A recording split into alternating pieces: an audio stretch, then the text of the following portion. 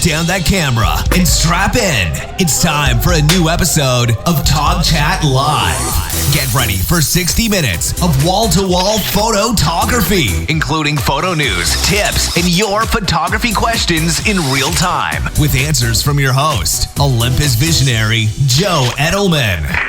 Hey, that's me. Thank you for joining me for another live episode of TogChat. I'm Joe Edelman, and I'm going to be your host for the next 90 minutes while we talk about all things photography.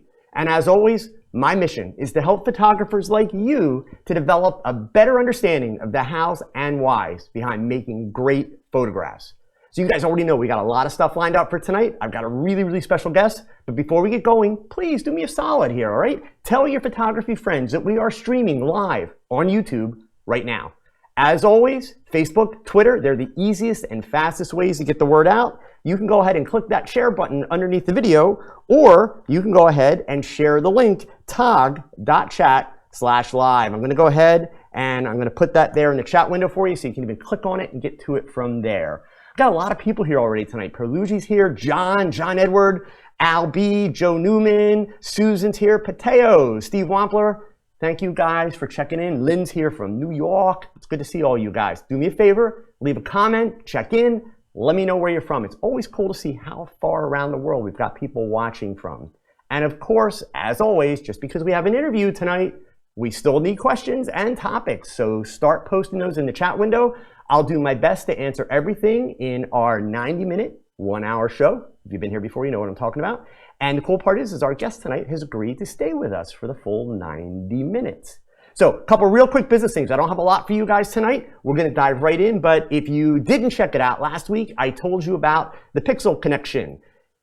Follow links underneath the video. I did a social media takeover there today, and we created a picture in real time. There's the shot, the finished shot. So if you guys check out their social media feed, especially go to Instagram, check it out there. You'll be able to see what went into doing that picture, how we put it together, all the pieces, all the gear, everything. That was all posted online today at the Pixel Connection. All right, so last week we had Jamie McDonald, another one of the Olympus visionaries. We had some really great discussion. Jamie talked a lot about his career path and what he does in photography. He showed us some of his work. So this week, I've got another Olympus visionary with us, but we're going to go in a slightly different direction. Instead of doing nature and landscapes and that type of stuff, we're going to come a little bit more into my world with some people photography. And I have the one and only Tracie Maglosky with us. So Tracie, welcome to TogChat. Hi, Joe. Thanks for having me. Hi, everybody. Thank you for being here. Really appreciate it. So Tracie, I like to start out before I get yapping, because there's a lot I want to tell people about you. But I'm going to ask you to introduce yourself to my audience. Just give people a little sense of who you are, what you do. And of course, gang, just so you know, I got a bunch of Tracie's pictures here too that we're going to look at and talk about. But Tracie, the floor is yours. Go for it. So as Joe mentioned, my name is Tracie Maglosky, and I've been a visionary on the visionary team with Olympus for about 5 years. And my primary focus in photography is people like Joe, but mine are end user photography, more family portraits, weddings, maternity, babies, things like that. And once in a while I get to do some crazy shoots in the studio, because ultimately, although I'm a photographer, I'm also a dreamer, and I always am trying to dream up something new that I can get into. So that's the basic background. Oh, I should say, I'm from Cincinnati, and I noticed someone on the feed was from Middletown, which is like 20 minutes from me. So there you go. Very cool. And so Tracie, you have an actual studio, correct? That is correct. We have our studio in downtown Cincinnati. It's awesome. Really cool. It's in over the Rhine, the older part of Cincinnati, the Arts District. So we have hardwood floors and big open space. Very nice. Very nice. So let's get the Olympus talk out of the way, because we have people here that aren't all Olympus users. But do I remember you explaining to me that you've been an Olympus user for most, if not all, of your photography career? That's right. And actually, when I started in photography about 13 years ago, I started with an Olympus point and shoot. Really? Yeah. Very cool. And actually it may have been even longer than that, because it was when my kids were born. And And then I went from there, I moved up into the E600 and the E520 before that. And then I moved up to the E3 and the E5. So when Olympus switched over to mirrorless, I went with them on that journey, and it has been all blue skies since then. Very cool. So now, did you take any classes or schooling? We talked to Jamie last week, who was self-taught. I'm self-taught. Have you done any schooling, or are you also self-taught? I'm also self-taught, completely self-taught. Very good. And I'm not knocking school, but I do say the school of hard knocks might be the best way to get it done. Yeah, I don't disagree with it. That's great to hear. Really, really cool. So, Tracie, I have some of your images that you shared with me, and I happen to know a little bit of backstory, but I don't want to give any of that away. I would like for you to talk about it. So I'm going to switch our screen over here, and I want to put these images up, and I'll start with the first one. I want you to share with people what you want them to know. My ask is if you can maybe, as you share the story behind these, let us know, and I know there's some good stories on these, let us know a little bit about some of the problems that you had to solve and kind of how you solve them, and really, you know, that thought process. Sure. Okay. So for maybe people just joining and maybe don't know the story behind why these shots even happened. So these shots, I chose all shots that we took in Iceland. And we were commissioned by Olympus to take the 3 Pro lenses, the Pro Series f1.2 45 millimeter, the f1.2 25 millimeter, and the f1.2 17 millimeter Pro lenses. And so our project was to take those 3 lenses and create environmental portraits. And we got to choose our location within reason. And I guess the most reasonable location I could come up with was Iceland. So that's where we decided to go. So the backstory is that it took about a month in studio to come up with our storylines and our costuming and what we wanted to do for styling to create the shots that we wanted. And this shot in particular was taken at Salanja Foss, which is one of a very popular waterfall, we came to find out, in Iceland. So before we even get started on, you know, how we got the shot, one of the biggest challenges, as you asked, was all of the people. And sometimes the most glorious places, if you can get there easily, so can everyone else. Yes. Okay. There were people everywhere. So going into it, we kind of knew we were going to have to get some different angles to eliminate all the people that were all around. And so our biggest challenge was actually getting the shot without anyone else in it. So we took a really low angle because back in the back of that by the waterfall, there were actually people walking all through there. So we needed to get a super low angle. And that also accomplished something else for us. It made her look tiny. And in our storyline, she was a fairy. So it brought the flowers into this very large feeling space where she looked way smaller. Oh, very cool. Very cool. Now, you use lighting for these, correct?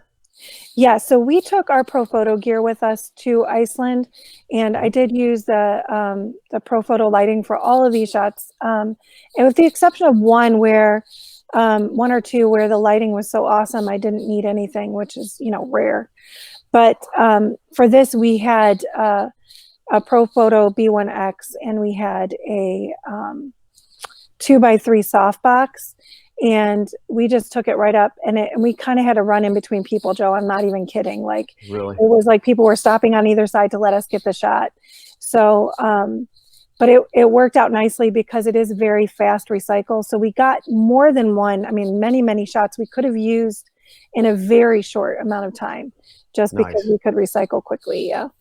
Nice. Now, Tracie, I wanted to ask you before we go on to the other shots here. I'm just going to turn that shot off really quick.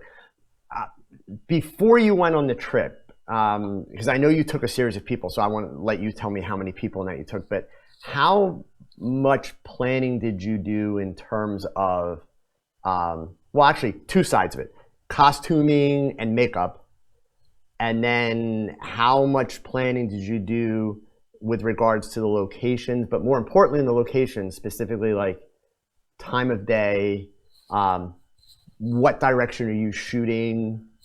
What went into that? So as I mentioned, it was kind of like, hey, Tracie, do you want to do this thing? It has to be done in a month. So the time that we had for actual planning was limited, but we took advantage of every minute. And in fact, like basically the month before Iceland, the studio kind of shut down and we just went straight at it. And I know it sounds crazy, but we had mood boards all over the studio. We had tables set up. So we had giant whiteboards, basically. We cut and paste just about everything you could imagine.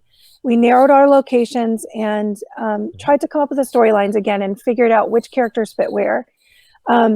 It was important to us to tell the story of Iceland because Iceland is actually quite a magical place and has a lot of myth and lore behind it. So our choices were very intentional with regard to telling that story of the land. And Iceland is the land of fire and ice, and it's a place of where kind of Norse mythology was born. So we had a lot of that going on. With regard to time of day, very interesting thing about Iceland is that the weather changes almost mile to mile. So where it's raining in one location, you could drive for 5 minutes and it's nice and sunny. So we planned everything meticulously, but we had to think on our feet big time. Right. And so we initially were going to do a RV, but with the number of people that we had, we realized how constrictive it would be and it would be very difficult to do. So we ended up getting a location and then having a people mover to go location to location. Okay. But had to do again, I might get the RV because going back to home base was several hours of driving every night. So a lot of hair and makeup was done in the van. Right. And all of the dressing was done in the van. Yeah. So it was challenging. We had so many great challenges to overcome on this trip. It was really it was awesome. That's very cool. So how about this shot? So this is early in the morning, but to us, it just felt like really late at night because we had pulled an all-nighter this night. Right. We spent the evening before this at Black Sands Beach. And by the time we got home, this was the day that we had to leave. And we had several things that we wanted to get that we hadn't gotten to yet. And so we all decided together that we were going to make the sacrifice to just push through it. So we stayed up all night. And when the sun started to come up, we made our way down to this little spot right down the street from where we were staying in Selfoss. And we caught the sunrise just at the, it was just an incredible experience. And honestly, I have another shot of this from a higher angle. And when I got to the lower angle, I really enjoyed the play of the grasses in the front at the top of the frame. And so I ended up picking this one as a favorite over the other, but they were both, I mean, totally usable and awesome. Very cool. I love the color scheme in this. Really beautiful. So this one to me is kind of the classic Tracie picture. I love this shot. So tell me about that. Well, I take myself everywhere I go. And so like if you know anything about my work, you probably know that I love movement. And in almost every situation of shooting, and even if it's just hair, I'm trying to find some way to get something to move. I just think it's to me, it adds interest and things like that. So this was actually taken also at Black Sands Beach on a cliff. And everyone asked me if this is a composite, and it is not. This is one shot. And the great thing about having a team of people with us, which I didn't end up going into in my last explanation, so let me tell you about that. We had myself and my husband, Tony, was there as my assistant, and he does all the lighting and he carries all the heavy bags, which is so nice of him. And then we also took another photographer who assisted, and his name was Drew Reedman. And then we had our 3 models, and this model is Sally Kamara.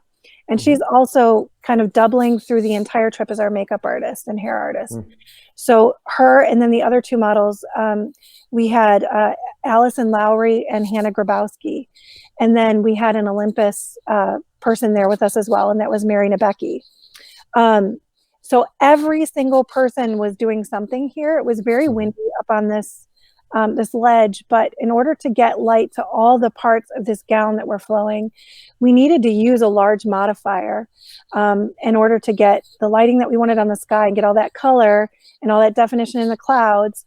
I needed a large modifier in the front. So we ended up breaking out, believe it or not, the 7-foot parabolic. And we had I know. And Tony was holding it, and it was super windy up there. So it was kind of dangerous. We were hoping he didn't fly away. But so we had him there with that, and it had the soft sock on it. And so everyone else was tossing parts of this gown. And we ended up getting it in a very short amount of time, just because we had so much cooperation and everyone was helping. So that's the story behind this one. And if you're wondering which character is she, she's actually a sea witch. Ah, very cool. Okay. That's awesome. All right. This one. Okay, so this is probably, this area of shots was one of my favorites, and it was one of those locations that we did not plan on. We knew who she was, and we knew what we wanted it to look like, but we didn't know exactly where we were going to do this. And we were driving down the road, and we just happened to see this space. This is actually, I don't think I put any of these in here, but we took some shots with some of the Icelandic ponies as well. Mm-hmm. This shot was taken in that area. Okay. It was the most challenging part of the day. The sun was hot and high, and thank God we had enough light, because I always tell everyone, like, take what you need and make other people carry it. Yeah. I hear you on that one. But you know what I mean? Because, like, if we didn't have enough light, there's no way we could have gotten these shots. Right. And so we used two B1Xs for this, and they both had, one had a Magnum reflector on it, and the other one had a zoom reflector. So we were using two extra stops of power on both lights, and they were both at full power. Right. And to be clear, that was no diffusion. You were using those direct. Correct. Yeah. Okay. And and we needed that in order to get that great starburst from the sun. And again, if you follow my work, you probably know that I usually choose the most challenging situations, and I don't know why I do it to myself. I think just because I enjoy a challenge, I guess. But this shot was one of those shots that I fell in love with because of the feeling of it.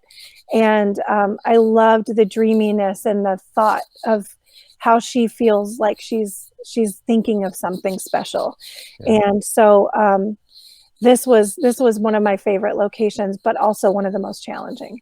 Yeah, it's gorgeous, and so fortuitous to have those stepped clouds that extend the diagonal line of the dress. That's just awesome. Yes, absolutely awesome. Thank you. So, Tracie, I know the answer to this question, but there's a question in the chat, so I want to go ahead and ask it so that you can answer it. Michael from Australia is asking, is he correct in assuming that these shots are utilizing focus stacking? No, actually, none of these shots did we use focus stacking in. All of these shots were done with one single shot, no HDR. Everything was done with lighting and the camera, and no focus stacking. Right. It was so. And for those people that aren't Olympus people, the 1.2 lenses, they're the 17 millimeter, the 25 millimeter, and the 45 millimeter. For you, so you full frame folks, we're talking like 35, 50, and 90 is basically what you're dealing with in focal lengths. Correct. So very cool. So this one here, I love these colors.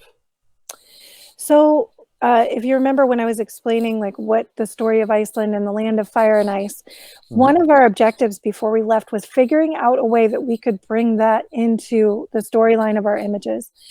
And this was crazy because this was not planned at all, but we were at Black Sands Beach, and as I mentioned, we did an all-nighter there because we just kept running out of time.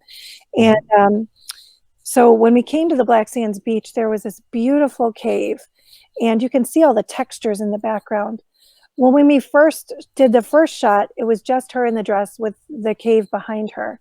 And immediately after the first shot, I was like, we need some light back there because we're not getting any of the definition and all that grit texture and all that nice sharp edging.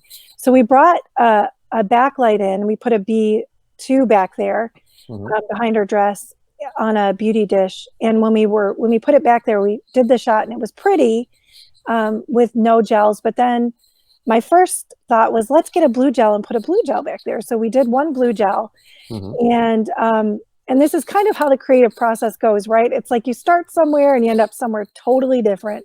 Yep. So we did the blue gel, and the blue shot was amazing. We loved it. We were like, this is so cool. And then it dawned on us that it might be an opportunity for us to bring that fire and ice together in one shot. So we brought another B2 in with red gel and put it on a beauty dish as well. Mhm. And we separated the shot and created this, and we fell in love with it immediately. Very cool. And so now the placement on those two lights with the colored gels, is it behind the dress or are they off camera? They are both behind the dress, kind Right, of okay. hiding. Yeah. Right. And I should mention too, just for to the credit of these models that went with us, that it was freezing, like freezing cold. Right. I was wearing my down coat and boots. I mean, it was Yeah. really, really cold. And so these girls just went out there and owned the cold and just did what it took to get it done. So I just have to say they were amazing. Very cool. Very cool. So this one, I've seen a few variations of this one, but this one is just epic. I'm dying to hear about this. So I have to kind of say the Olympus person, Mary, who is a very good friend of mine now. After this trip, you couldn't be on this trip and not be close friends with everyone when you left, because we were living in the same house together for a week. But when we got to this shipyard, Mary kind of looked at me and was like, "I do not know what your vision is here," because it was gross. I mean, like there was junk everywhere. It was just kind of a mess. But in the middle of that mess was this just masterpiece, and it's already done. Like you don't really have to do anything to it. Right. And the challenge with this ship was making it look large, because actually it's quite short. It was only probably maybe 14 feet tall. Okay. So what we had hoped we could do, and the direction to the model in this image, was just to reach up and give the ship some comfort. But the ship itself sat up on this, I don't know, on this area, and I had to get down in a hole and use a 17 millimeter for that width and get really super low to get the upward angle on that ship to kind of give it the scale that I wanted it to have. But we were so lucky, because this day in particular, the sky, as you can see, is just amazing. And the only light that we even brought into this situation was an A1, and we put a Profoto A1 just against her hair in the back. And that was all we brought to this. And honestly, maybe not even necessary, because it was just, the light was so perfect. Another thing to me about this image, and honestly, of all the images in Iceland, this is my favorite image. Yeah. And I know that there is a 3-part series. I probably could have put all 3 in differences in the lenses, which I think is pretty powerful, the focal distances. But the reason this one is so special to me, I think, is because I love the rusticness of the ship and the softness and the silk of her dress, and just the dichotomy of the image for me is something that I probably won't ever forget and always be chasing. And also I just really love that it breaks the rule of thirds and goes into that golden rule. And I love that about this image. Very nice. Very nice. All right. And the last one I have from Tracie. Oh, I put this one here for a special reason. Cool. So last day we had just left that area where you saw the sunrise, after the all-nighter. And we were driving back to the house so we could pack up and get out of there. And we passed this trash dump. Okay. But the dirt was red. And it was like so striking. So I was like, can we shoot at this trash dump for, like, I don't know, 20 minutes? We just need to shoot this red dirt. And at the end of the day, when the image came back and I was going through the files, one of the things that I noticed about it was how cut this image was, right in half. And it played again on that fire and ice, the blue and the red. And I was like, you know what? I love this image. I love how it turned out. I love her expression. I love how casual it is. And we used no lighting for this image. This was all just the sunrise. Yeah. I ended up loving how it turned out, because it's just so cut right in half. So nice. Very cool. Very cool. So Tracie, you talked about the pro photos and that you took. So by my count, you had to have at least 3 with you. How much lighting gear did you take? So we took the B1X location kit. Okay. We took a B2 location kit, and we took 2 A1s. Okay. Wow. So, okay. Very cool. And then, so the modifiers, you had the parabolic umbrella, and you said at least, was it 24 by 30 softbox? Two beauty dishes. The two beauty dishes fold down very nicely, so they were tiny. Nice. And then the 2x3 softbox that we took with us as well. Okay. Very good. Very good. So you did all that planning before you got there. Once you got there, other than the vehicle scenario, were there any other things that kind of hit you where it's like, wow, we completely underestimated this? Or like what kind of curveballs did you find once you actually arrived? So the first thing was just the weather. Like we had checked the forecast and before we left, and it was so crazy because every day it called for rain. We were like, what are we going to do if it rains every stinking day? Right. But we very quickly realized that if we changed locations, we could get to a sunny area. But that meant that our entire schedule was flipped around on its head. And so we just all had to be very flexible with what looks we were going to do and what made sense to change into after that, and how much makeup we ended up getting to change that we wanted to change more of. And we just had to go with the flow. So I would say that none of us were as prepared as we thought we were for how physically exhausting it would be. We did a lot of hiking, and in one of the locations we hiked about, I don't know, 3 miles down into a gully to get to where we were going. And doesn't sound like much, but with gear and props and everything else, it ended up being a giant challenge. And then the other thing was literally how freezing cold it was. But as you know, with the models, they're already so skinny, you know what I'm saying? But there's that. And then, you know, they're doing all this work with their bodies, and then they're also trying to keep up with keeping warm. And so that was the other challenge. And then also, if you ever go to Iceland, just know there are not a ton of restaurants like in the US. So you need to pack some stuff. Really? Yeah, because there aren't a lot of restaurant opportunities. There's a lot of like packing things, eating snacks in the car, stuff like that.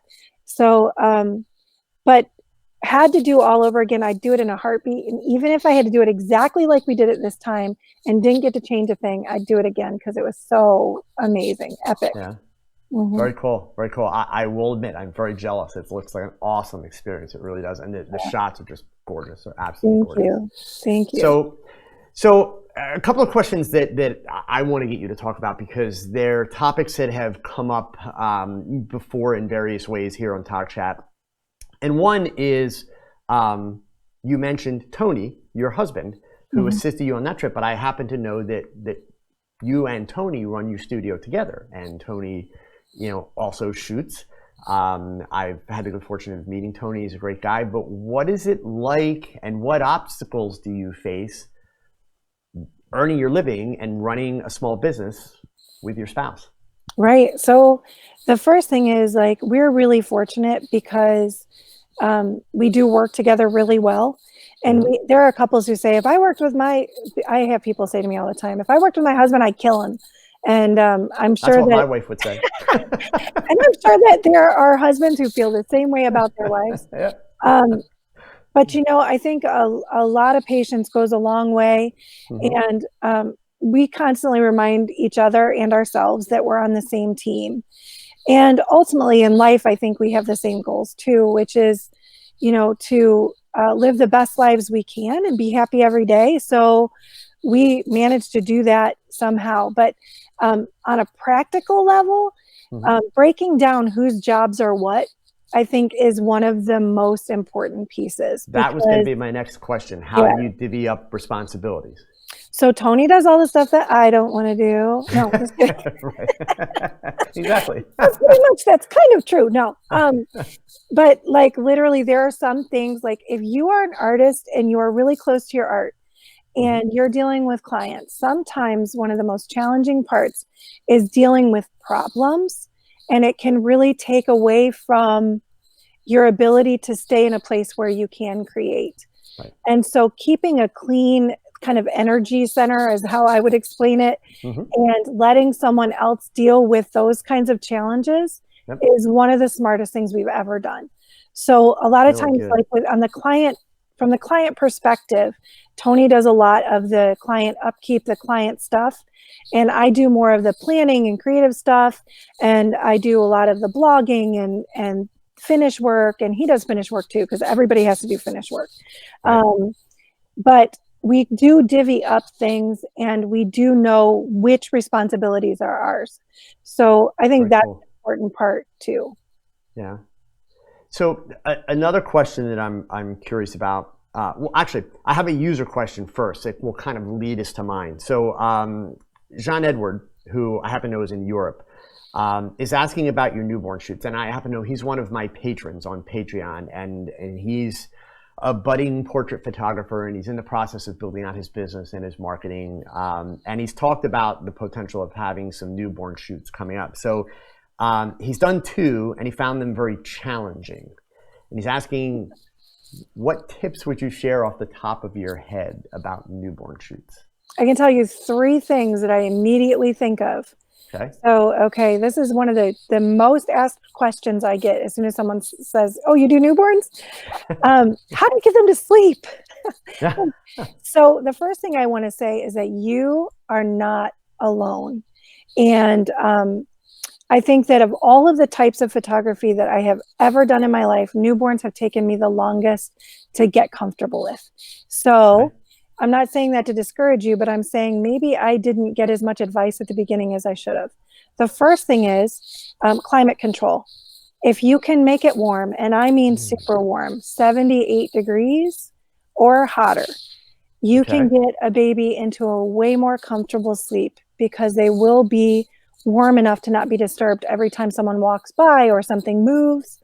So the first thing is climate control. The second thing is noise control. When you are working in a studio or even at home with a newborn, ambient noise is so important. So if you don't know what to get, there's a white noise app that's free. And the airplane sound on there is the most amazing thing. Just look up white noise, and it's got awesome wiggly on it. And use the airplane sound. If you want to spend $25, go on Amazon and buy a baby shusher. And that's exactly what it's called, baby shusher. And I think it's like $25. And it just literally, Joe, you're going to laugh at me, but it makes the sound shh. That's great. It does it super, super loud so that you can keep the baby in a constant state of sleep. And then the very last thing is to be patient and understand that whatever energy you're bringing into the situation, because babies are little sponges, they feel all of that. So if you're super patient and you're feeling very calm and you're feeling good, the baby will also feel all of those things as well. So just staying nice and calm, temperature control and climate control and noise control. So I know I'll get in trouble for this, but what you're saying is it's a lot like photographing pets. Yes. Right? Right, exactly. I have a German Shepherd. I can't take his picture still, so somebody help me. Very cool. So here's a question from a guy that I know you know, Adam. He wants to know, well, he does say, I should read all of this. He says, I know Tracie does phenomenal portrait work. What does she like to shoot outside of that work, if anything, that she finds both enjoyable and challenging? So one of the recent things I've been doing a little bit more of, and I haven't really shared a lot of this because it's kind of still, I'm learning it, but I've been doing a lot of flowers, but not necessarily in a macro way. Like just almost beauty portraits of flowers. I don't know. I don't get a lot of time to do it, but when I do get to do it, it is kind of exciting to me. So I've been doing that as kind of like I know Adam will know, like just like a creative release of some other direction without a person to tell what to do or where to look or how to stand and all of that. So. Oh, very cool. Very cool. I always find it interesting what people do for kind of their pet project, so to speak. I had a mentor years ago that I hadn't seen for about 2 years. And when we finally got a chance to meet up, being young, I was doing my best to try and impress him with how busy I was and how many things I'd been doing and all these things that were going great. And he very calmly and dutifully listened to everything I had and nodded his head and kind of congratulated me on everything. And then says to me when I'm all done, "So what are you doing for fun?" And I was like, what do you mean? Like, what are you talking about? And he's like, if you're not having fun, you're not gonna grow. You're not gonna continue to expand your abilities because all you're doing is the grind. You're doing the stuff that you know because that's what people hire you for. And it was kind of one of those, light bulb moments that hits you like a sledgehammer. Like, wow, you're right, and never really thought about it that way. It's so true. So yeah, it's cool, and that's why I always find it fascinating. Like, what do people find? And it's neat just to see how polar opposite it is for some people in terms of what they get into and what they find. Mm-hmm. So another one of those tough questions. I don't know how easy this one is for you. This one came a little bit earlier from Perlugi. Is there a picture, and he's asking both of us, so is there a picture that we are particularly fond of that in some way we use as a touchstone compared to our other photos, or kind of, like the photo that we use to define ourselves? Ooh. Do you have one? That is tough. Man. No, because I feel like it changes. Like I feel like one of the beauties of photography is that my taste and my desires and my creativity changes so much. I would say it would be difficult for me to come up with one image that I felt most closely defined my work. How about you? I agree. Well, my sign off on my videos, your best shot is your next shot. Yes. That actually similarly came from a question here on TogChat a year and a half ago when I first started these. And somebody asked me, what's your favorite picture that you've ever taken? And my kind of flippant answer, because it just came to me really quick, it's like the next one. Like, that's the whole point. It's like, what can I do next? I mean, the stuff that I did, I appreciate it and I'm proud of it. And there's some that I'm obviously much more proud of than others, but I did them. Been there, done that. It's like, what's next? So yeah, I'm completely with you there. I think it's been interesting for me being a new Olympus user and having this incredible opportunity, which, by the way, if I can pause for a second in the middle of this question, for my audience, one of the things that I wanted to let you all know about, because I am very fortunate, I have a group of people that have been incredibly supportive of me with the work that I'm doing on YouTube and my teaching. And even with the Olympus family that has been really, really welcoming, to me, all the users, and that all of you folks that appreciate that, you need to give Tracie a huge thank you. When Olympus first asked me to speak for them last year at Imaging USA, I went to that event really very afraid of meeting Tracie. Oh my gosh. Because, well, the story goes, which I've told Tracie this, but she is their superstar. They've used her work on so much of their marketing. She's done product videos for them. And here I was this guy that, I'd been using Olympus cameras for 2 months and they were bringing me in. And remember, folks, I come from a background where I started in photography that was a very competitive place. And I've worked really hard to grow out of that competitiveness and get to the point where I really enjoy sharing and helping. And I met Tracie and Tony in Nashville, and she was amazing. She was incredibly welcoming. But I also know that Tracie has been a huge advocate for me on my behalf with Olympus in bringing me into the fold. So I wanted to share that because, people see like what I do or people see what you do, and they don't always realize that to be successful at any career and any path, you are going to have help. And you need help. And, sometimes it's little things, sometimes it's big things. And just like you modestly say, well, no big deal. It's not like I did anything. Actually, you did a lot. And, the great part of it is you did it genuinely and sincerely. So indeed, it's not like you had to go way out of your way or invest a ton of time or effort, but it had obviously an incredible impact on me and my path and what I'm doing. And I just like to share those stories because I think people need to understand that. And part of it I look at it as karma. That's why I try to help people when people come to me, for advice or they're looking for the right answers. And that's part of why I do with, what I'm doing on YouTube and with my teaching. But it's something that's really a part of the process. So, so anyway, I wanted to publicly thank you for that because, that's very important. But I will say, Perlugi, that for me, since I kind of set aside my whole portfolio when I became Olympus user and said, okay, I'm going to start from scratch, which was kind of daunting because here I had this body of work that I was very proud of and suddenly I had nothing. It's like, okay, let's, start fresh. There is one picture, and I don't have it queued up because I wasn't expecting your question, so I apologize. But there's one picture, and you've seen it. It gets posted a lot. In fact, next Thursday, I can't tell you what it is, but next Thursday I have a really cool announcement about this picture, and it's got nothing to do with Olympus. It's something else that came about for it. But it's the photograph of the girl with the blue hair and the balls that are spinning around her. That's the picture I think that has drawn the most attention for me in the last year. So I think I'm kind of partial, like if I had to pick a picture, but indeed already I'm like, every time I go into the studio, it's like, okay, how can I forget about that picture? How can I, go in a completely opposite direction? But I will say, and the reason why I went ahead and mentioned it, conversation that I had this morning before I started my shoot with my makeup artist. Many of you know Monet, who does my hair and makeup.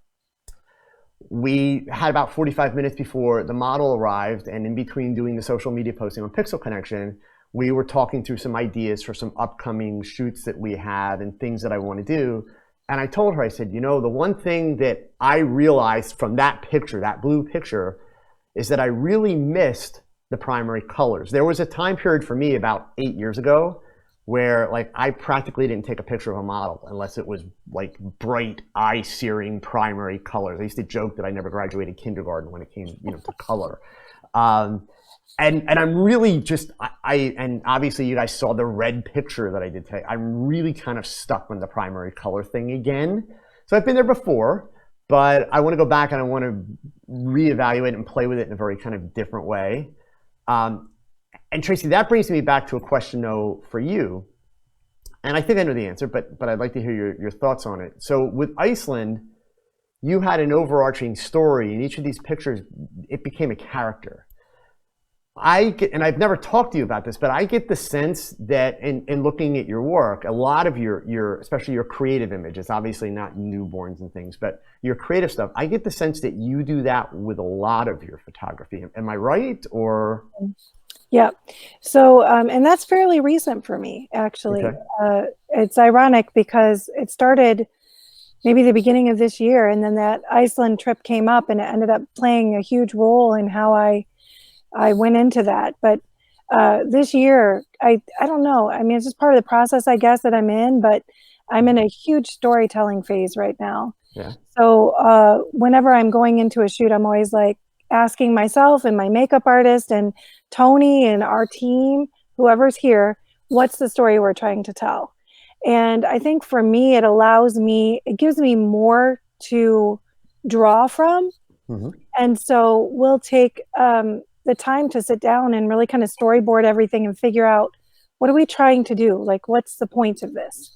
And it's a new phase for me, so I can't speak a bunch to it, but I do know that I like it so far. Cool. Very cool. Yeah, I can completely understand how that would, it kind of gives you structure, but at the same time, I would think doesn't it almost kind of maybe give you a little bit of a discipline because it keeps you focused on an idea so you're not running off in too many directions? Yes. And then, it's interesting, sometimes I remember one shoot we did that we started the shoot and all we wanted to do was focus on skin. The name of the shoot was The Skin You're In. And we really wanted to make the skin just amazing. And I'm really into skin texture, if you guys don't know this too, but I love real skin textures. And it ended up kind of morphing, and we ended up putting some movement in the hair, and then we ended up choosing black vinyl lips. And sometimes a creative process just needs a little more, and sometimes you can go too far. So the trick is balancing both, I think. I totally agree. Totally agree. So James Tehan is asking us, because we talked about lighting and some of the problems you overcame. I'm pretty sure I know the answer to this, but it's worth asking. When you were in Iceland, did you have any gear problems at all? And if so, how did you overcome them? I think he's probably referring to the fact that it was really cold or... Well, luckily we did not. And thank God for, like, you know, again, the portability of what we took with us, because literally it was challenging. And then the other thing is the ruggedness, because it was cold and it was wet. Almost everywhere we went, it was wet. And I didn't put any of these in here, but we did even shoot underneath waterfalls. Like, we were literally in the waterfall shooting. So we got lucky with that. And the only thing we had to watch was that the Profoto gear is not waterproof. Right. So so we had to be careful with our lighting in those situations. But we had taken bags and things with us, so it worked out fine. But luckily we did not have any real gear issues, other than that it got really heavy the last day. Oh gosh, I'm sure. Yeah, I can only imagine. So I have a couple more questions. But gang, for those of you watching, Tracie's going to be with us for like another 40 minutes. So post some questions in there. We're going to have some time. We'll get to more questions. I think I've gotten all the ones that are in the queue. So go ahead and add some more. But Tracie, I'm curious on the business side of things. Actually, a couple questions. There was one question that was specifically about the business, and that was like when you were beginning, and I have a feeling I know how you'll answer this, but when you were starting your business, how did you work out your pricing? Wrong. And before you answer, I'm just going to take a guess here, and because this was answered by Sinning, or the question was answered by Sinning, and Sinning, my guess is she'll tell us how she worked it out, but then she's going to tell us not to do that.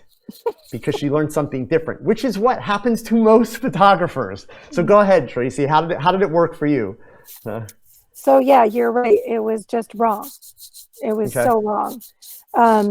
So when you first start out, the beautiful thing is, first of all, you don't know what you can't do, which is amazing because you don't limit yourself. Right. But you also don't really know what you should do. And sometimes that can be hard to overcome.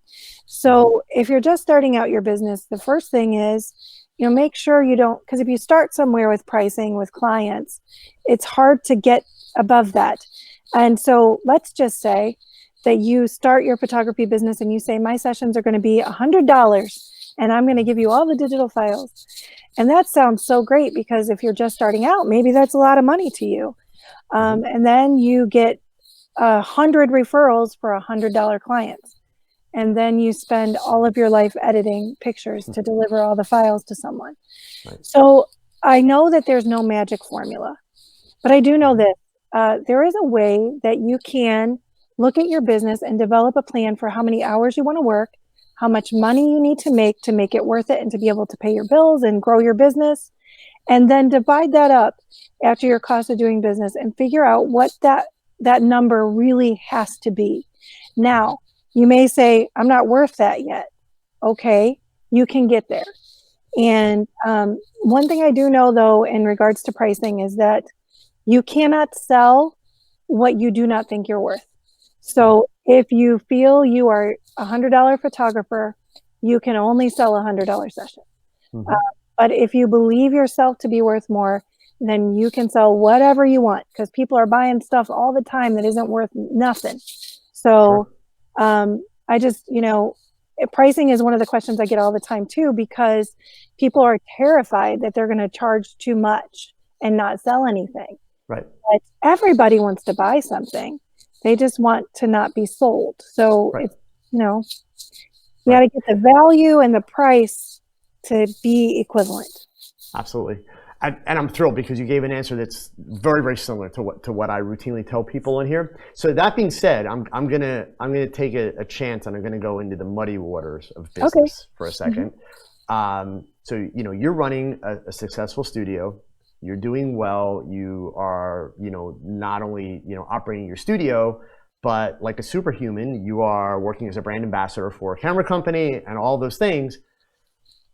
How do you respond to the photographers? And I'm using that word kind of in a very broad sense, because remember, in the dictionary, a photographer is a person that takes pictures, okay? So how do you respond to the photographers that complain about how hard it is to make money as a portrait or a wedding photographer in this iPhone era?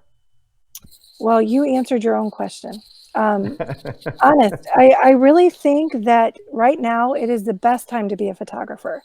And the reason is because we have an opportunity to set ourselves apart by what we know. And there is no iPhone that takes great pictures any more than there's a great DSLR or a great mirrorless camera that takes great pictures. Photographers take pictures. iPhones it's not the same. So here's what the point is. And I think I get this a lot too, Joe. So I totally kind of understand what you're thinking and where you're going with it. If you're charging $50 and giving all the digitals, you just made yourself into an iPhone photographer. I'm sorry, there's no way around it. Because it doesn't cost anything to do that. And that is not a sacrifice to people. So once you can get yourself to a point where you're delivering something that you're super duper proud of, and where you know with all your heart that you gave everything to it that you could, and you brought your A game, then you can get to a point where you're charging enough that people respect your work and they value your creativity. And that's where we're all trying to be. And it's okay if you're not all the way there yet, because where is that? I mean, I'm not all the way there yet. I'm just at the tippy, I just tip my toe into the edge of my creativity and my technique and my skill. I'm just getting started too. I feel like that all the time. I'm only as good as I can be today, but that says nothing about tomorrow. But here's what my encouragement is. Reach out to other people. And as photographers, I think that we all have a responsibility to have, I always say this, one hand up to a mentor and one hand down to someone that we're helping, so that everyone can come up, because, a rising tide lifts all ships. So if you know something, you know more than someone who's just getting started. So everyone needs to work together, kind of, I guess, is. Yeah, I completely agree. My only regret in life with that is, again, I started in the competitive side of photography with, photojournalism. And when I got into the studio side of things, which was in the mid 80s, it was actually a really competitive kind of cutthroat business. And I'm really glad that the world has softened somewhat. Yes. Because it was just kind of a very natural thing for me. The younger version of me would have put a knife in somebody's back instead of helping them. And I'm not proud of that, but that's literally how the industry was. Right. And I just think there's so much more benefit to everybody being able to succeed. And it's not kind of it's not a touchy-feely feel-good philosophy. I think it's a real practical philosophy. So Brian's got a question. I'm going to take a shot at this answer, but feel free to tell me if you disagree. So Brian asks, what's the best way to communicate to your clients that you need to raise your prices? Brian, my answer, and this is photo focus, Brian. You know this guy. I know Brian. Okay? Hi, Brian. Brian, my answer to you is the best way to handle that is to set the right prices when you first start. I'm a big believer in don't discount things. I agree. I would rather give somebody something for free. Now, that doesn't mean I'm necessarily going to work for free, but remember, and again, Tracie, you tell me anything you disagree with here. As a portrait or wedding photographer, we'll use those two categories. The most successful portrait or wedding photographers that you can find are not shooting and giving digital files, and they're not shooting and selling digital files. They're shooting and selling prints. They really make their money on the prints and on the albums. So, when you look at what your markup is on an 8x10 or a 16x20 or 24x inch print, that's where your profit's at. So you can afford to give somebody something that has incredible value with very little damage to your bank account. Much easier than you can discount it, because I always relate it to the Kohl's phenomenon. My wife is a diehard Kohl's shopper. I do this too. Right, and there's two aspects of Kohl's that just drive me insane. So one is the fact that Kohl's has taught me as a consumer that if I don't have a 30% off coupon and I'm in their store, I'm an idiot. Plain and simple. Like, why am I there? And then I always joke with my wife, because when that 30% off coupon comes, we make a trip to Kohl's. And as we're standing at the counter and they hand her the Kohl's cash where you have to come back a week later to spend it, I'm like, my God, that's like giving crack to an addict. Right there it is. Like, that's it, okay? But the problem of it is what they've done, Brian, is they've taught people, don't spend your money unless you got the discount. So given that you're asking that question, so let me try and be a little more helpful than that. Given that you're asking that question, that means you're probably in a situation where you've set a level of pricing and realize you've underpriced yourself, and you have ongoing clients, and now you need to get the numbers up. Well, this is where you're going to lose some clients, and that's actually not a bad thing. Losing a client, if it's not a good client, and if they're not willing to pay your worth, is not a bad thing. But it's certainly a psychology game, because now you have to go back to the client, you've got to re-justify your value. And that's really the only thing you can do is my advice is be honest with them. Don't play a game with them. Be honest with them and simply say, look, you met me when I was building my business. I made a mistake and I was working at much less than what I should have, but I've been really, really fortunate to have you as a client. But I just can't afford to work at those rates anymore. And then maybe what you do is you look at the things that you do for them on a regular basis, what your deliverables are routinely, and how you're pricing for it now, and you look to see if there's a way that you can take the bulk of what that cost is and raise it to where you need it to be. But maybe there's something that doesn't cost you as much, where you've got a good markup, not your time. Don't discount your time. And then you give them a discount on that extra piece. And you kind of meet them in the middle a little bit. But the bottom line is you still, when I say meet in the middle, I don't mean, if you need to be here, you only go halfway. No. I mean, you meet them in the middle, a sense of throw them a bone to make them feel like they're getting a deal.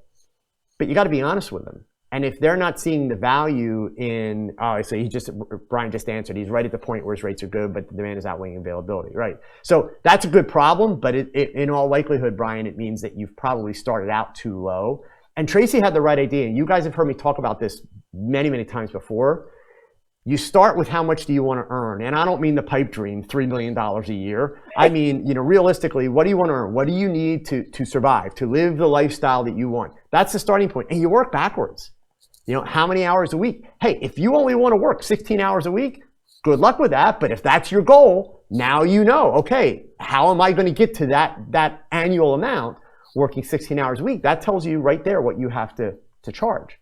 But people think it's really great if a photographer says, oh, I make $1,000 a day or $2,000 or $3,000 a day. That sounds like an insane amount of money. But I've yet to meet the photographer that's earning that dollar amount every single day. That's the trick. So that, that's a day rate for when you're actually working on a job. So that's why it's, it's kind of a very misleading thing. So Brian, unfortunately, it's just a matter of I have found after many, many failures and doing the wrong things and trying to sell a client on the idea that, hey, you're going to get this and that, I found it so much better just to be honest with them. And you will lose some clients at the new rates. But all in all, I think you'll find the clients that you'll lose were not your best clients. They were clients that indeed were using you because you were cheap, because you were much less expensive than somebody else, which means that they're probably actually a good client to lose, really. So Tracie, do you have anything else to add to that? Well, the discount part, man, especially. I am so anti-discount, it's not even funny. Right. Because you mentioned Kohl's, and I actually talk about that all the time, because the thing about Kohl's is you can always find something new to buy at Kohl's, but the chances that someone's going to hire you every 2 weeks to do a photo shoot, not very good. So, I can always find a reason to go buy a shirt, but I'm not going to get a photo shoot every 2 weeks. But then to your other point, I think as well, like when people get a discount, they do for services. I think they always wonder, what are they not getting that the people that paid full price are getting? And so I think I've done a lot of studying on discounting because I just am so against it. And I think that there is a philosophy in people's heads about discounting. And I don't know if you guys have ever been suckered into buying a Groupon, but I have, for like a restaurant. And then you get there and there's like 5 million other people that bought the discounted rate.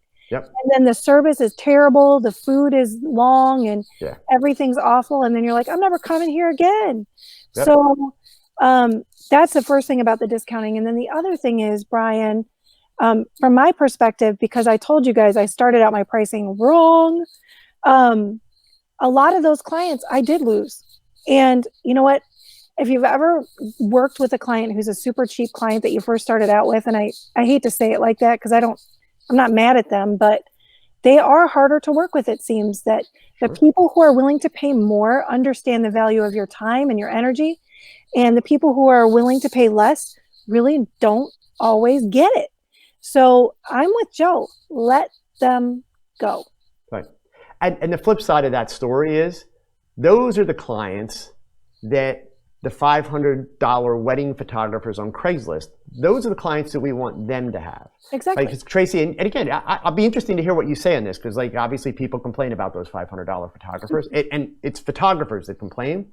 Mm-hmm. My take on those $500 photographers is that they actually provide a very valuable service, because we live in a time period where there are people that can't afford a Tracie Maglosky or can't afford somebody that's going to do a wedding for $1,000. So if we're saying, well, there can't be a photographer that'll shoot at $500, then we're saying that, you know, people that can't afford it don't afford to have pictures of the most important day of their lives. And for those photographers that are doing the complaining, what they're overlooking is that $500 photographer is not going to pay their bills at $500. They're not going to be doing it for long. And I tend to find that the people that are doing the complaining, they're really just lazy. They're not putting in the hard work. They want the work to just come to them, and they think they're going to get rich because I have a camera and I built a website and now I'm a photographer.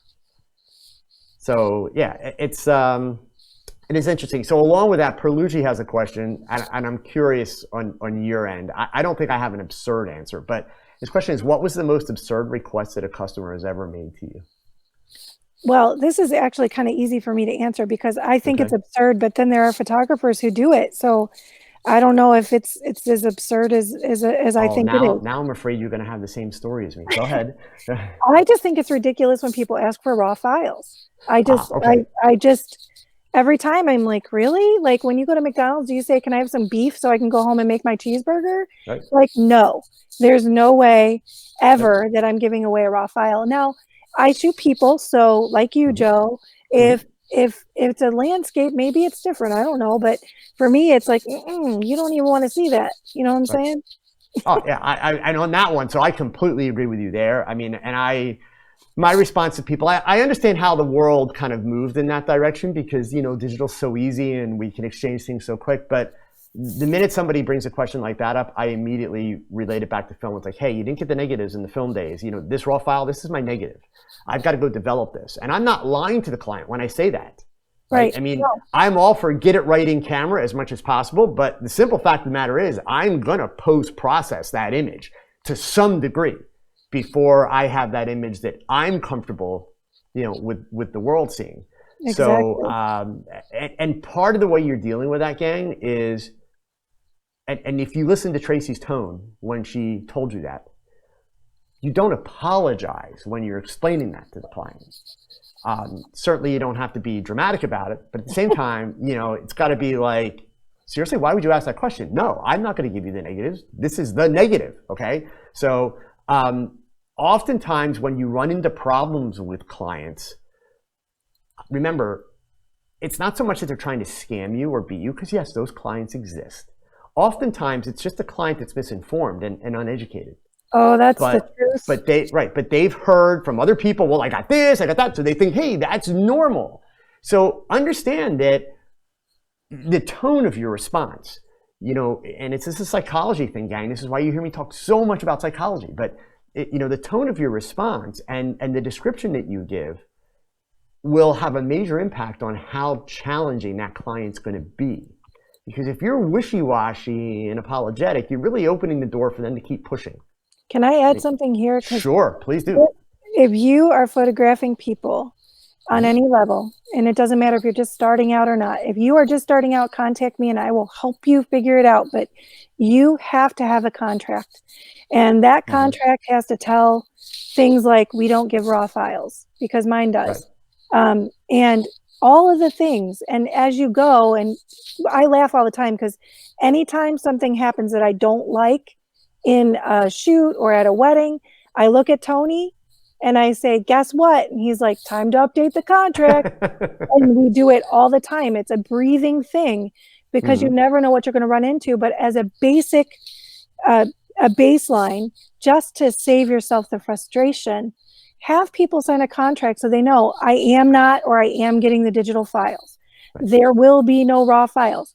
When I deliver the files, that's all the files I have. All the other ones magically disappeared. No, there isn't one that turned out on that scene or in that couch. No, it's done. So how you set it up, I think, is really important. Yeah, no, I completely agree. Now, I am curious on that note, because this is a follow-up question that I frequently get to that. Your contracts. I am a person, I would describe myself as a person who is not fond of litigious people. So like I avoid heavy legal stuff at any cost. So the contracts that I use, and even the modeling releases I use, I've had some of that stuff reviewed by an attorney over time, but I've never let an attorney write it.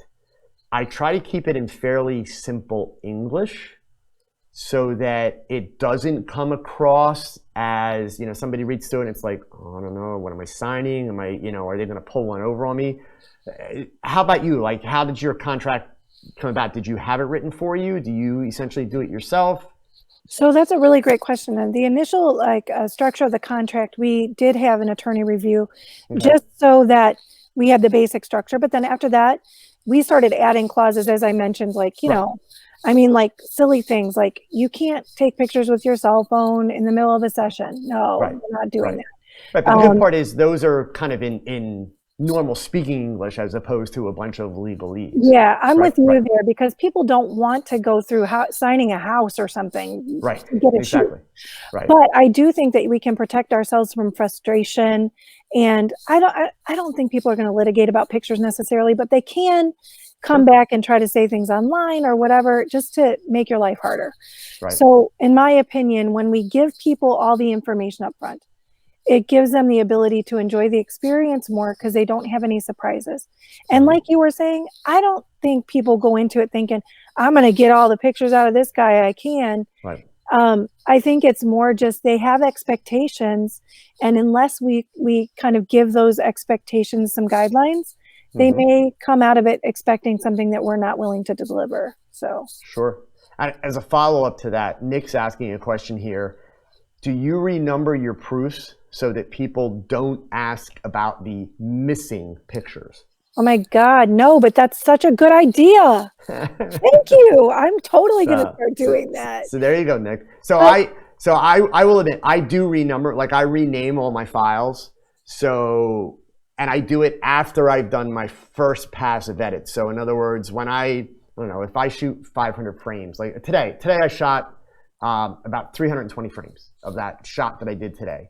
So when I went through and I did my first round of edits, that's where I'm basically looking for my keepers. And when I say keepers, it's stuff that I will consider. So that means I'm going to get rid of all the test shots and just anything that I'm not really digging. So I narrowed that down to probably about 80 frames first pass.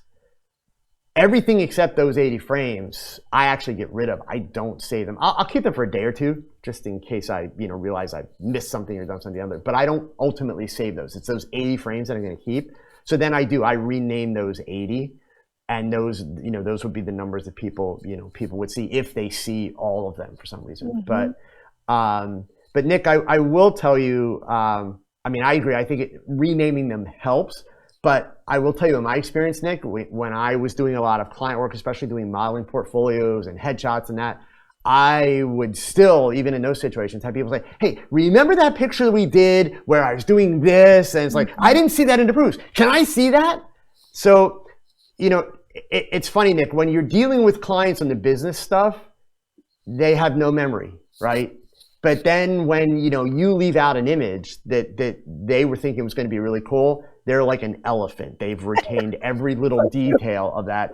And Nick, when that happens for me, I don't skip a beat. I literally don't skip a beat. And I will either tell them, it's like, you know what?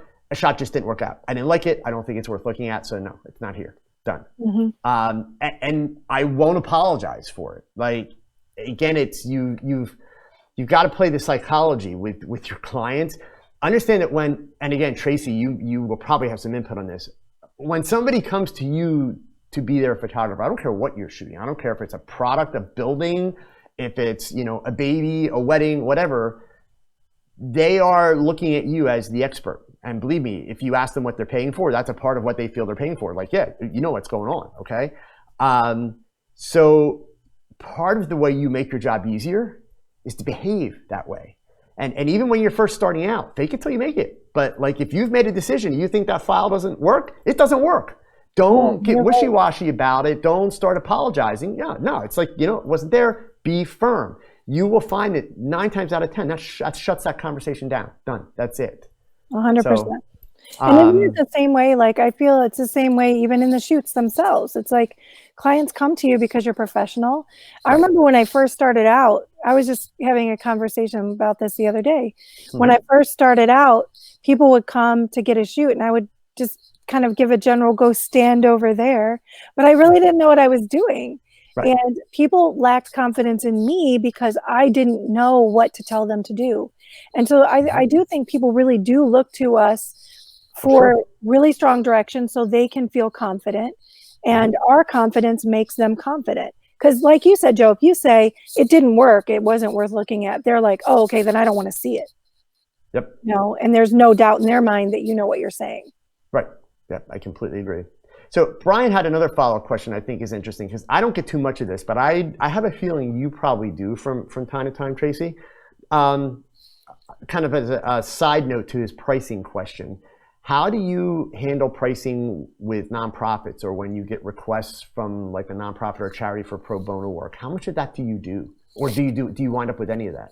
I do offer pro bono work, but I think, Brian, this is a great question. I don't know if we've actually directly talked about this or not, but I feel like we might have touched on it in maybe one of our conversations before. But one thing that I like to say, and hopefully no one thinks I'm mean for saying this, but nonprofit doesn't mean that the business itself doesn't have money. So here's the thing, they do pay for things. And so if someone approaches me about a nonprofit opportunity, I always offer my services with a portion of it discounted off as my charitable give. But for me to I'm probably not going to, because you know how many requests we get, but I'm probably not going to do every gala, every fundraiser, every event that comes down the pike. So they often expect that they are going to pay for services with hopes that you will donate some portion of it.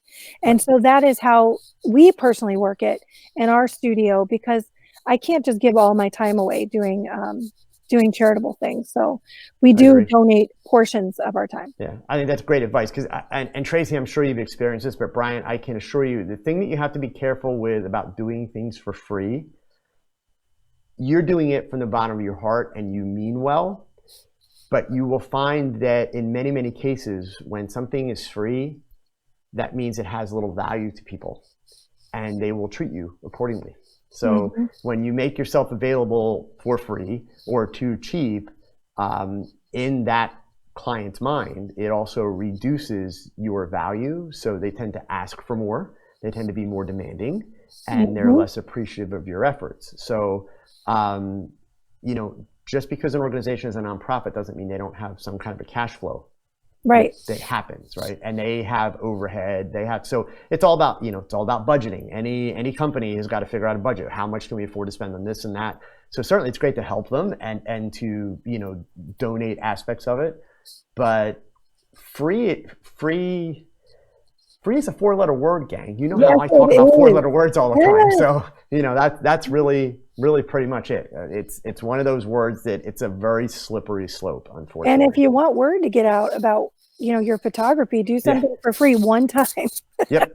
Yeah. You'll have people knocking the door down. Yeah, exactly. So actually, really quick, Tracie, I just want to let people know, we still have a few minutes, guys, so you can get a couple more questions in there, and I have another big question for Tracie yet, but I wanted to give you guys a little tease. Next week, I have a guest who is not known for his photography. So this is going to be a little bit different, folks. And I know you're all expecting, he's going to interview all the Olympus visionaries. Hell yes, I am. But don't worry, I'm not going to do them all in a row, okay? So we're going to mix it up a little bit. In fact, I'm even going to talk to a Panasonic luminary in a couple of weeks. So don't worry, we're going to mix this up big time, all right? But next week, my guest is coming all the way from India. A lot of you know who he is. Mr. Pix Imperfect, Unmesh Dinda, is going to be here on TogChat next week. So make sure you guys bookmark the date. Next Wednesday, it's the 12th, 6 o'clock, same time. We'll have Unmesh here. He's going to spend the whole show. And I have a feeling we'll probably talk a lot about Photoshop next week. But that's going to be our topic. So actually, we got another question that came in here. So Sinning flipped the equation. This is interesting, Tracie. So here, this is a business challenge question. How would you approach doing some kind of a trade shoot with a business that you want to become one of your clients? Like, would you? So I'm going to add to that. That was his question. Would you offer yourself to a client or offer a portion of a service, kind of as a test? Have you ever done that? That's a really good question. I don't do a lot of commercial photography, so it's a little bit more difficult for me to answer this. I think that there probably is, and I never say no. I always just try to figure out how much it's going to cost. Right. And I think you kind of hit on something too. It's like, what can I give that has value to them, but Right. doesn't necessarily take away my time? Right. So maybe if you were going to do something like, hey, I don't even know how to answer that because I don't do business to business photography. Right. And that's cool. Right. Yeah. That's cool.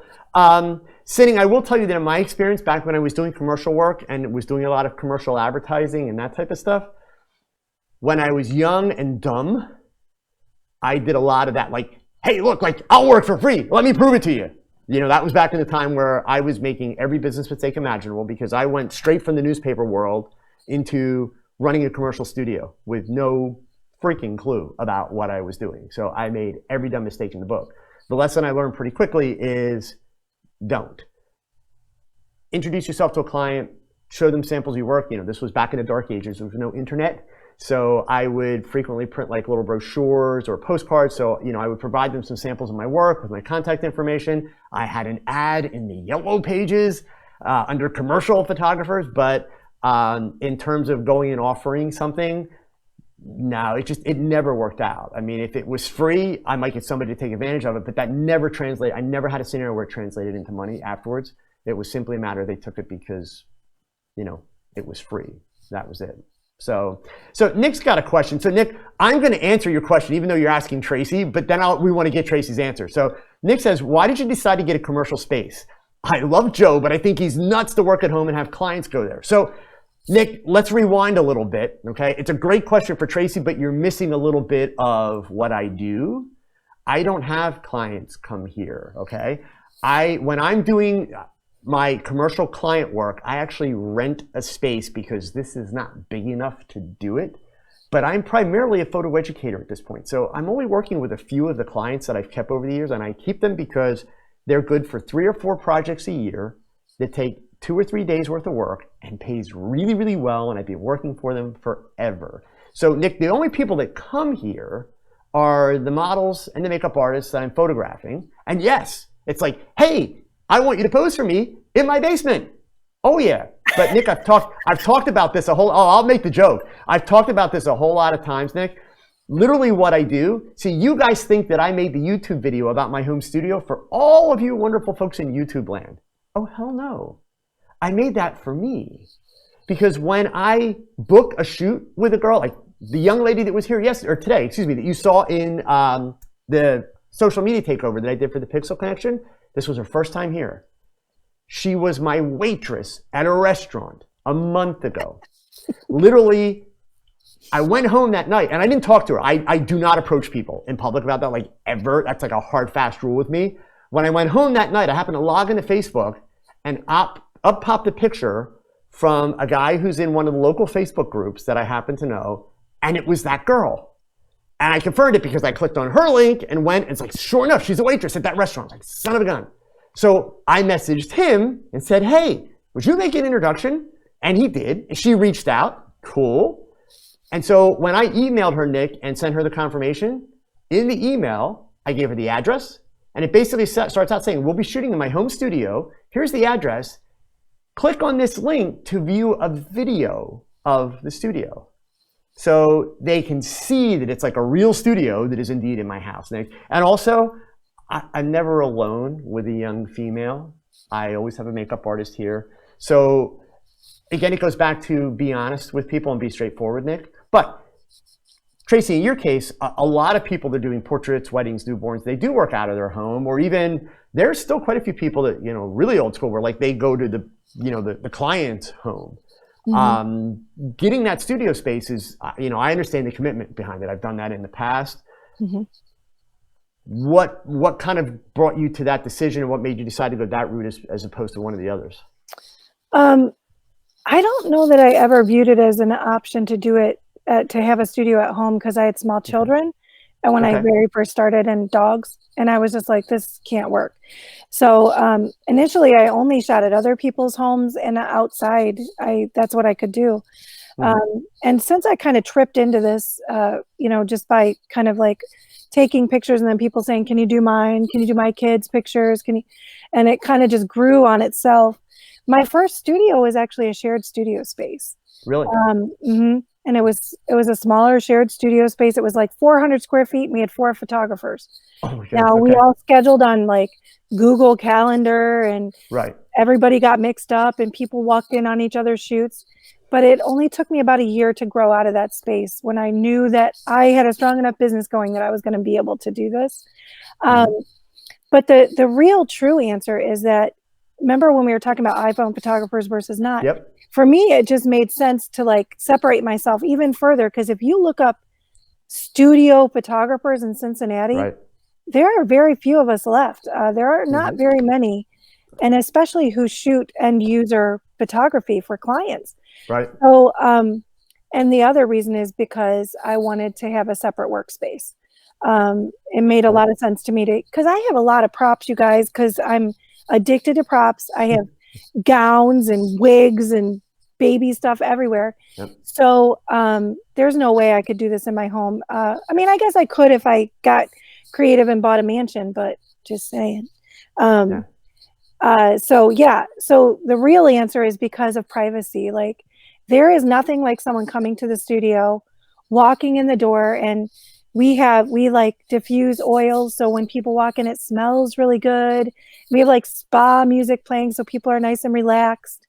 And it's just another level of professionalism that we can offer that, to me, is really important. But with that said, Joe, I don't think it cannot not be done. Mm-hmm. I feel it can be done out of a home. Sure. But I don't think you could have a German Shepherd. And there's that. Right. Indeed. Right. I have 2 that are much smaller than a German Shepherd, and still they would make it really tough to have actual clients coming in on a regular basis. Yeah. So indeed. So Troy had a question. It's actually a good one. When did you decide? I know how it evolved for me, but when did you decide my skill is good enough that I deserve to be paid? I should ask to be paid. Like, what was the tipping point for you? That's a really great question. And it's a funny story because we were taking pictures of our friends' kids, and we didn't know what we were doing, like down to the point, Joe, I can tell you the story and you'll appreciate it. My very first, like first time I took pictures of other people's kids were my friends. And I had my friend had twin boys, and it was fall, and I was taking pictures of them outside of the front of my house, and I had bought like a hay bale and pumpkins, and I was so excited, and I brought the babies in, but it was under the shade of a tree. But I didn't have enough light, and everything was all off. So I was like, what am I going to do? And I didn't know what I was doing. So I said, Tony, go get the mirror inside the house, the mirror. Right. Tony goes in the house and gets this big mirror we had. And I tell you, we almost blinded these babies trying to take their pictures and reflect sun back to them, right? Don't do that, by the way. It's too much light. Right. But the point is, when I knew was when we got a phone call from a photo lab asking us for a print release. Nice. And that's when I kind of was like, wait a minute, you guys think it's good enough that we need a print release for this? Right. So I kind of started to think in that direction. And it was also when people started offering me money. Like, can I pay you? Right. And that's when it kind of started to be like, okay, maybe this is worth something. Yeah. Yeah. Very cool. So Troy, for me, obviously it was a little different because starting with newspaper work, you couldn't really do the work unless you got paid. Like newspapers, I mean, it was a policy. They wouldn't just take your picture. Now, granted, I think the first picture that I ever had published in a newspaper, I literally made $5 for. but still, it was like at 14 years old, that was a check for $5 from a newspaper. It's like, oh my God, you know. But so for me, I mean, it that wasn't a challenge to get over the hump. But where it came in, or a similar question, Troy, came into play for me is when I got out of the newspaper business and started doing commercial work. And I've told this story before, even about a food client. It was an advertising agency that contacted me and said, "Do you ever shoot food?" And I'm like, yeah, sure. And they're like, they told me all the specs on the project. It's for a national client. It was going to be a great deal. Needed a really quick turnaround. So the shoot was going to be like 2 days away. And this is all happening by phone. This is in like 1983 or 4. And at the very end of the conversation, the woman says, "But we need it on 4x5. Is that going to be a problem?" I had never shot large format, ever. I didn't own one. And I'm like, oh yeah, no problem. Because this was going to be like a huge client. So literally the next day I was on a bus to New York. And this was long before the years of B&H. The Olden camera, which at the time was like the B&H equivalent. I bought a 4x5, a lens, big tripod, Polaroid back, and went home and learned how to use it in 24 hours and did the job. And I worked for that client for like the next 5 years until the company was bought out. It was great. So at the same time, Troy, the only reason I'm adding that story is part of learning to become a paid photographer, especially if you're going to do the kind of work that involves portraits, weddings, newborns, the work that Tracie's doing. Part of becoming that business person is understanding that people will say no. Not everyone is going to be your client. Not everyone can afford you, or not everyone will appreciate you enough to pay your rate. And that's okay. So the net of that is, it's never too soon to start asking, really, because even if you're getting rejected, it's part of the process. You kind of have to learn how to deal with that rejection. You're not going to get every client. So anyway, that's my thoughts there. So Tracie, since we're coming down the wire, I have one last question that I want to ask you that I always like to leave people. And I know that you could probably actually talk about this for the next hour, but keeping in mind new and young photographers, because a lot of new photographers today are my age and older. They're just starting, you know, late in life and getting into it. But what would be the first piece of advice that comes to mind for you for a newer young photographer that has realized they are passionate about photography and they want to learn and grow? You know, I think this is one of the best questions. And I think that the best answer that I can give is being willing to take risks, make mistakes, and remember that no matter what you do in terms of taking bad shots, because, you know, you saw 5 pictures from Iceland. There were close to 5,000. And many of them were not worthy of the light of day. And so, honest to God, just be easy on yourself. And if you take a shot and you don't like it, figure out what you don't like and then tweak it. And, you know, I know we're not doing this right now today, but, you know, I'm sure, Joe, you do this all the time on your stuff. You show like, I'm going to try this and then I'm going to tweak it to this. Right. And I'm going to move this and I'm going to get this. It's the same way in every photography, you know, every kind of photography. And so my best advice is know that you must fail to succeed. Know that you must mess up to get it right. Know that failure is that step that gets you to the success. Because if I could show you guys the first pictures I took, you would crack up laughing. But you know what? It's what makes me, those are the foundation stones of today. So, and today's I'll laugh at in 10 years and they'll be the foundation stone of then. So it's just a process, and be patient and willing to let yourself fail.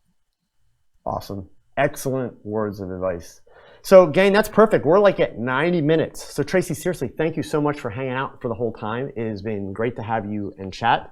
For everybody else, New video went up this week on traveling with camera gear, which is exactly what I have to do tomorrow morning. I'm headed down to Austin, Texas to Precision Camera for their holiday festival. Tracy tells me it is really cool down there, so I'm looking forward to going to meet everybody.